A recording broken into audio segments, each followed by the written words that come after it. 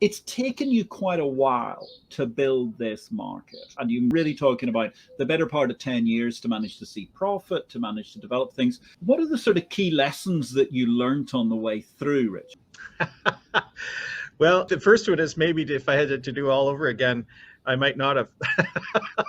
But in retrospect, obviously, it's been tremendously rewarding as, we did achieve that point where, as we mentioned, the rock started rolling down the hill. But again, there's no secret sauce. It really is a question of establishing your reputation, not just obviously with the issuer community, but there's so many different folks that you have to develop these positive working relationships with. I mean, the regulators, clearly, they have to be satisfied that you're in a position to meet the gatekeeper requirements that are imposed on stock exchanges, Canada, the United States, UK, and so on. But also to have the appropriate working relationships with the legal profession, the accounting profession locally. Obviously, the investment bankers are a tremendous source of potential deal flow for the exchanges.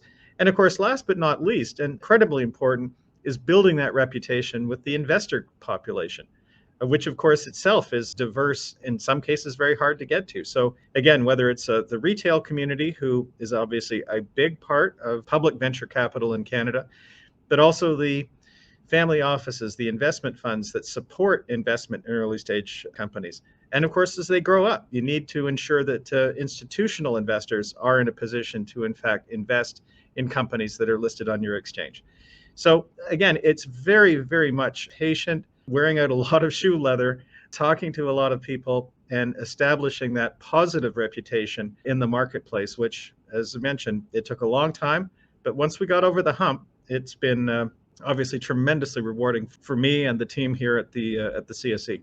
Hi, Patrick and Richard. What's the long-term strategy behind the DLT blockchain settlement system you announced? And congratulations on that, by the way. Well, thank you. I think there's really a couple of things here. The first one is, with the initiative, what we're looking to do is to stimulate the listing of instruments which aren't currently economically feasible with the existing trading, clearing and settlement, and in particular, entitlements management technologies that we use, or lack thereof.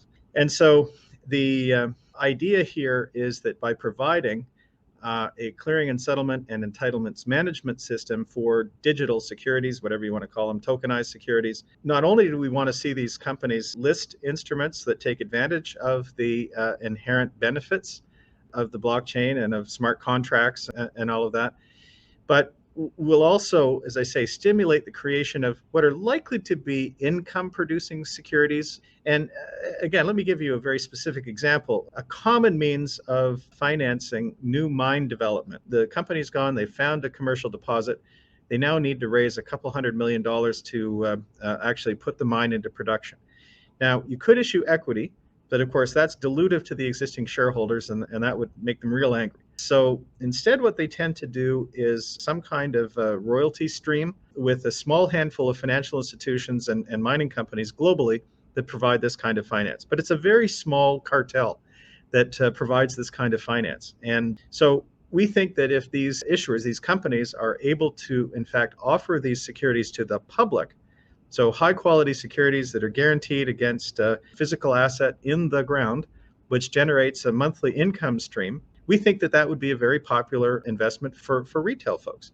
And we also think that the cost of capital, if you open it up to the public, in fact, will be considerably lower than if you place yourself at the tender mercies of the hedge funds and mining companies, the small handful of them that provide this kind of finance. So that's just an example of what we plan to do. So we're at a stage now where over the course of the summer, we're going to open up to third-party testing. The system is pretty much put together at this point from end to end. We're doing some fine tuning with the portal that we're providing to the dealers and some of the other folks, provide them with not just visibility onto the chain, but also to provide them with reports that will integrate quite nicely into the existing back office systems they're running. I have to say I got to know a whole bunch more about the plumbing than I ever wanted to, Patrick, but it's important. And there's, I think it's fair to say, a crying need to innovate and to disrupt the back office space with these new products and services. There's a crying need to innovate in the back office. Yes, I think that's absolutely fair.